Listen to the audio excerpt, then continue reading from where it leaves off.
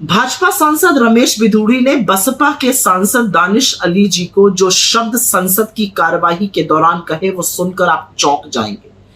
उग्रवादी और आतंकवादी तो उसमें शायद सबसे शालीन शब्द था।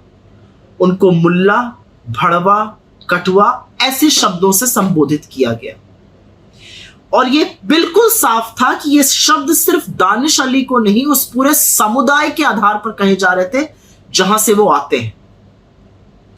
दो आपत्तिजनक बातें थी। जब रमेश बिधूड़ी ये सब बोल रहे थे तो उनके साथ रविशंकर प्रसाद और डॉक्टर हर्षवर्धन ऐसे अट्टहास लगा रहे थे मानो क्या गजब का चुटकुला सुनाया हो रमेश बिधूड़ी ने। और दूसरी बड़ी आपत्ति यह है कि एक सांसद को दूसरे सांसद ने वो शब्द कहे जो सड़क पर लड़ते हुए लफंगे भी एक दूसरे को ना कहे, और सभापति महोदय ने, लोकसभा के स्पीकर ने सिर्फ चेतावनी देकर छोड़ दिया। निलंबन का इससे ज्यादा बेहतर और बड़ा दूसरा कोई कारण नहीं हो सकता है ओम बिरला जी। ये तो अग्नि परीक्षा आपकी भी है कि आप कितने वफादार हैं उस कुर्सी के लिए जिस पर आप बैठकर सदन का संचालन करते हैं। आप सदन के सभापति हैं, नजीर बनाइए और ऐसे व्यक्ति को हेट स्पीच बोलने के लिए निकाल बाहर करिए सदन से। बहुत आक्रोश मचा, लोग बहुत परेशान हुए इस बात को सुनकर और होना लाजमी भी था। कभी नहीं सोचा था कि जो आरएसएस की पुड़िया व्हाट्सएप पर और उनके दफ्तरों में, उनकी शाखाओं में, भाजपा के ऑफिसेज में, भाजपा के नेताओं के घरों पर, उनके दफ्तरों पर होती है, कुछ कुछ टीवी चैनलों पर भी पहुंच गई है, वो भारत के सदन तक पहुंच जाएगी। लेकिन हां, ये नफरत वहां तक पहुंच चुकी है।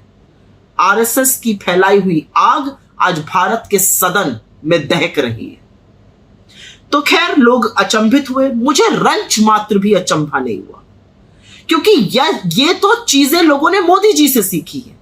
जिस देश का प्रधानमंत्री कपड़ों से लोगों को पहचान ले, जिस देश का प्रधानमंत्री ये बोले शमशान कब्रिस्तान, जिस देश का प्रधानमंत्री चुनी हुई सांसद को, एक पार्टी की अध्यक्षा को कांग्रेस की विधवा बताए, एक मां को जर्सी गाय बता दे, उसी से तो ये शब्द सीखे जाएंगे। और मोदी जी ने अच्छी ट्रेनिंग करी है, इसलिए जिनको लगता है कि बिधूड़ी के खिलाफ कार्रवाई होगी, लिख कर ले लीजिए, बिधूड़ी का प्रमोशन होगा, पदोन्नति होगी। याद है ना अनुराग गोली मारो ठाकुर ने कैसे नारे लगवाए थे और उसके बाद उनको कैबिनेट मंत्री बना दिया गया था। तो रमेश बिधूड़ी को भी समझ में आ गया कि भैया मंत्री बनना है तो इस तरह की गलीच बातें करनी पड़ेंगी, और देखिएगा मोदी जी प्रमोशन जरूर करेंगे। तो आज की उम्मीद किससे लगाई जाए?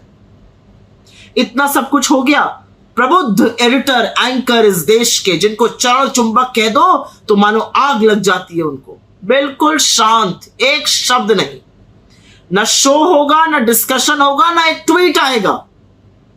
तो आप लोग जो अपने आप को लोकतंत्र का प्रहरी कहकर बड़े बड़े सवाल पूछने का दावा कर रहे थे, बैन करने पर बड़ा आफत आप लोगों ने मचाई, अरे एक ट्वीट तो करिए।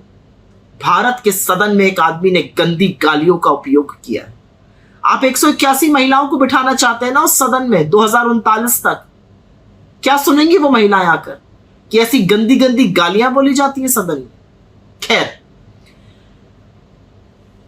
दानिश अली का परेशान होना लाजमी था। उन्होंने कहा वो रात भर सो नहीं पाए, उनकी दिमाग की नस मानो फट जाएगी। इस नफरत की आग ने हमने अपने एक साथी को खोया है।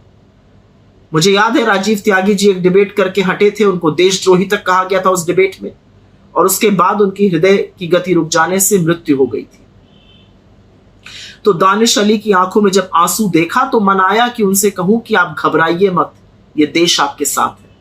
लेकिन उसी में एक रोशनी की उम्मीद जगी, क्योंकि हर बार जब अन्याय होता है तो जिस पर अत्याचार किया जाता है उसके बगल में खड़े भर हो जाना उस अन्याय का प्रतिकार है, और वो काम इस देश में सिर्फ और सिर्फ राहुल गांधी कर सकते हैं।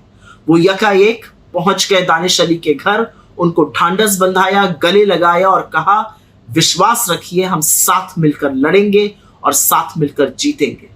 नफरत के बाजार में जिस मोहब्बत की दुकान को खोलने की वो बात करते हैं, ये उसका एक उदाहरण है, ये उसका एक प्रमाण है। वो एतबार और उम्मीद जगा देते हैं एक बेहतर कल की, एक उम्मीद जगा देते हैं कि अभी सब खत्म नहीं हुआ है। लेकिन अंत में जाते जाते एक ही बात बोलूंगी कि क्या भारत का सदन अब नफरत, घृणा और गलीचपन का अड्डा बन जाएगा? ये आपने नया सदन बनाया है। आपके सदन की सारी चकाचौंध एक तरफ मोदी जी, और जो शब्द आपके सांसद ने कहे हैं वो दूसरी तरफ। ये देश मान्यताओं का देश है, मर्यादा का देश है, गरिमा का देश है, न्याय का देश है, गांधी का देश है। सदन में एक सांसद दूसरे सांसद को उसके धर्म के आधार पर ये गाली दे, ये कतई स्वीकार नहीं। अभी भी चुप ही रहिएगा या हृदय से माफ नहीं कर पाइएगा? टेस्ट तो आपका भी है।